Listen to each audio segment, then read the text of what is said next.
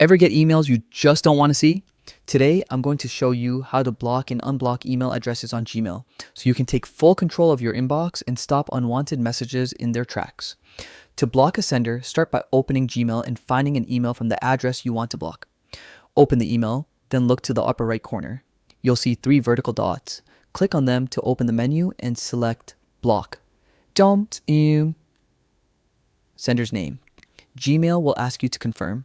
Click block, and just like that, emails from this sender will go straight to your spam folder, keeping your inbox clutter-free. But what if you change your mind or accidentally block someone? No problem. To unblock a sender, click the settings gear in the top right corner and select See All Settings. Next, go to the Filters and Blocked Addresses tab.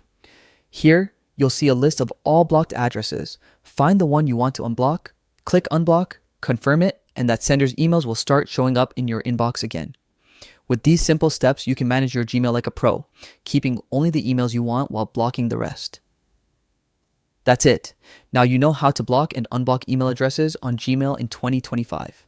If you found this helpful, hit the subscribe button for more quick and easy guides to mastering your digital life.